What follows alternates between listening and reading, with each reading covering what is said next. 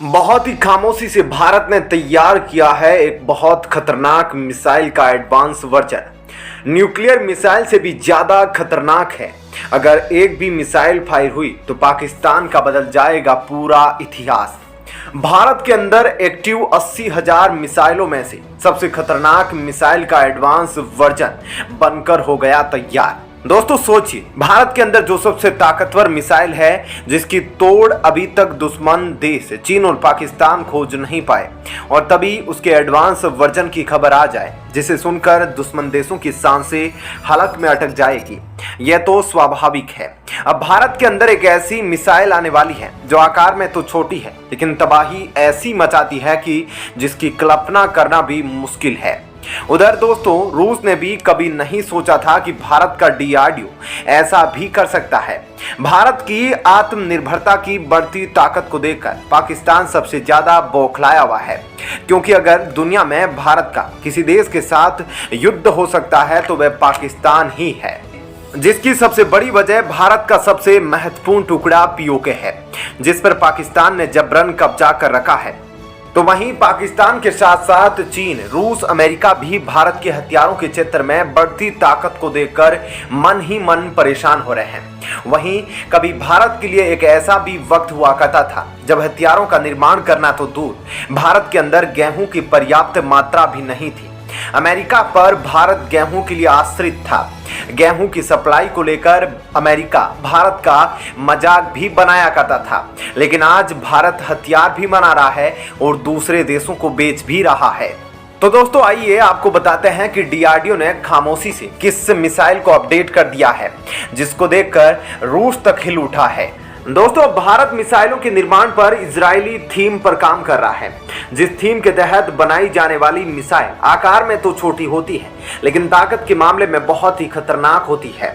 उधर भारत ने फैसला कर लिया है कि आने वाले कुछ ही सालों में भारत के अंदर जितने भी हथियार होंगे सभी को स्वदेशी तकनीक से लैस करना है, जिसके लिए डिफेंस क्षेत्र के बजट को भी बढ़ाया जा रहा है। जिस तरीके से दुनिया में ड्रोन और मिसाइलों का चलन बढ़ रहा है उसको देखते हुए भारत के डीआरडीओ ने अपनी रफ्तार को बढ़ा दिया है। दरअसल मौजूदा वक्त में जितनी तेजी से मिसाइलों का निर्माण किया जा रहा है उतनी ही तेजी से ताकतवर ट्रैकिंग रडार सिस्टम का भी निर्माण हो रहा है। अब ऐसे रडार बनाए जा चुके हैं जिनकी नजरों से मिसाइलों का बचना नामुमकिन हो रहा है। अब इसी को ध्यान में रखते हुए मिसाइलों की साइज को छोटा किया जा रहा है। इस तरीके के मिसाइलों पर काम करने वाले देशों में इजराइल और भारत सबसे आगे चल रहे हैं। दरअसल कोशिश की जा रही है कि मिसाइलों को जितना हो सकता है उसके आकार को छोटे से छोटा रखा जा सके ताकि रडार को आसानी से धोखा दिया जा सके। दोस्तों, इसी को ध्यान में रखते हुए भारत ने अपनी सबसे ताकतवर, खतरनाक और युद्ध में जीत की गारंटी देने वाली ब्रह्मोस मिसाइल को अपग्रेड करने के लिए ब्रह्मोस एनजी का निर्माण किया है। ब्रह्मोस एनजी यानी कि ब्रह्मोस का नेक्स्ट जनरेशन मिसाइल। दोस्तों, ये ब्रह्मोस एनजी ब्रह्मोस का अब तक का सबसे एडवांस वर्जन है। दोस्तों, पहले ही इस बात का खुलासा हो चुका है कि भारत के अंदर तकरीबन 80,000 छोटी से बड़ी मिसाइलें मौजूद हैं और उन्हीं में से ताकतवर समझी जाने वाली ब्रह्मोस मिसाइल को और भी खतरनाक बनाए जाने पर डीआरडीओ काम कर रहा है। वहीं इस एनजी प्रोजेक्ट के तहत बनाई जाने वाली ब्रह्मोस मिसाइल का निर्माण भारत पिछले 4 सालों से कर रहा है। लगातार ब्रह्मोस मिसाइल का परीक्षण भी किया जाता है, लेकिन अभी तक इस बात का खुलासा नहीं हो सका है कि यह पूरी तरीके से अभी तक बनकर तैयार हुई है या नहीं। दरअसल ब्रह्मोस के जिस नेक्स्ट जनरेशन पर काम चल रहा है यह भारतीय वायुसेना के लिए बनाई जा रही है। ब्रह्मोस की इस एयर वर्जन का उपयोग सुखोई 30 MKI और तेजस विमान से किया जाएगा। सुखोई 30 MKI लड़ाकू विमान से पहले ही ब्रह्मोस मिसाइल के पुराने वर्जन का परीक्षण किया जा चुका है। उधर बीते कल ही ब्रह्मोस एरोस्पेस के चीफ अतुल दिनकर ने यह खुलासा किया है कि ब्रह्मोस मिसाइल में उपयोग की जाने वाली 75% तकनीक और पुर्जे भारत में लगाए जा चुके हैं। ब्रह्मोस एरोस्पेस के GMM के श्रीवास्तव ने भी कहा कि हम ब्रह्मोस NG के प्रोजेक्ट पर पिछले 4 से 5 सालों से काम कर रहे हैं और अब ऐसी स्टेज पर आ गए हैं जहां पर इसकी डिजाइन, वर्क और इसमें लगाई जाने वाली तकनीक पर काम पूरा हो गया है। बस इसको अंतिम रूप देना बाकी रह गया है।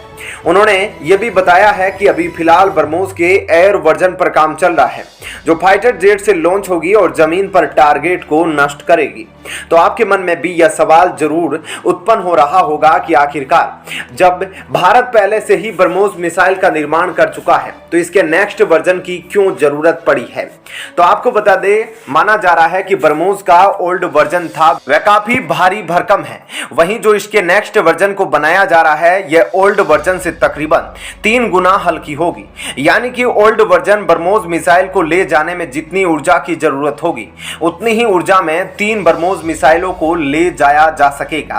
ब्रह्मोस NG की बात करें तो इसका वजन 1.6 टन के करीब होगा, वहीं जो पुरानी ब्रह्मोस मिसाइल है उसका वजन 3 टन से अधिक है।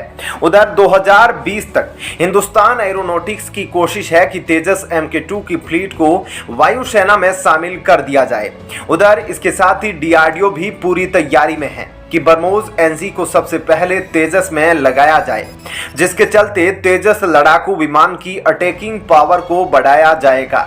वहीं दोस्तों इस ब्रह्मोस NG की एक और बड़ी खासियत होगी कि इसमें जो कलपुर्जे और तकनीक का उपयोग किया जाएगा वह भारत की ही होने वाली है और इसमें 70 से 80% हिस्सेदारी भारत की ही होगी, जिसके चलते भारत इसका उपयोग जब मन चाहे तब कर सकेगा और एक्सपोर्ट्स पर भी रूस की अनुमति की जरूरत नहीं पड़ेगी। उधर मात्र 1 सेकंड में ब्रह्मोस मिसाइल 1.2 किलोमीटर के एरिया को कवर कर लेती है, यानी इतनी तेजी से दुश्मन पर वार करती है कि पलक झपकाने तक का मौका नहीं देती। तो आखिरकार ब्रह्मोस मिसाइल में इतनी स्पीड आती कैसे है? तो आपको बता दें, ब्रह्मोस मिसाइल रैमजेट इंजन के सिद्धांत पर काम करती है। रैमजेट इंजन के लिए तेज हवाओं की जरूरत होती है। रैमजेट इंजन आगे से भारी मात्रा में हवा लेता है और पीछे छोड़ देता है, जिसके चलते ब्रह्मोस मिसाइल की स्पीड और बढ़ जाती है। इसके अलावा ब्रह्मोस मिसाइल 4 मीटर से लेकर 50 किलोमीटर की ऊंचाई पर चलती है, जिससे दुश्मन के रडार इसे पकड़ने में धोखा खा जाते हैं, क्योंकि अमूमन क्रूज मिसाइलें 15 किलोमीटर तक ही उड़ान भरती है, लेकिन यह ब्रह्मोस 50 किलोमीटर तक उड़ने की काबिलियत रखती है। वहीं जब भारत ने 2004 में इसके प्रोडक्शन की शुरुआत की थी तब इसमें केवल भारत की हिस्सेदारी 15% थी। वहीं जब भारत ने इसके प्रोडक्शन पर शुरुआत की थी तो भारत MTCR का सदस्य नहीं था, यानी कि उस वक्त भारत 300 या 300 किलोमीटर से अधिक मार करने वाली मिसाइलों का निर्माण नहीं कर सकता था। यही वजह है कि भारत की जो पहली ब्रह्मोस मिसाइल थी उसकी मारक क्षमता केवल 290 किलोमीटर थी। वहीं आपको बता दें, चाइना आज भी MTCR का सदस्य नहीं है। उधर भारत जल्दी ही MTCR का सदस्य बना और उसके बाद से ही भारत ब्रह्मोस मिसाइल को स्वदेशी तकनीक से इनबिल्ट करने की शुरुआत कर दिया। अब मौजूदा वक्त में भारत के पास 650 किलोमीटर तक मार करने वाली ब्रह्मोस मिसाइल बिल्कुल रेडी है। वहीं अब DRDO और भारतीय नौसेना ने 27 मार्च से 29 मार्च तक के लिए एक नोटाम जारी किया है, जिसको लेकर कहा जा रहा है कि इसमें ब्रह्मोस मिसाइल का परीक्षण किया जाने वाला है। तो दोस्तों इस वीडियो में इतना ही, लेकिन आप DRDO के लिए कमेंट सेक्शन में एक जय हिंद जरूर लिखें और साथ ही वीडियो को लाइक और चैनल को सब्सक्राइब जरूर करें।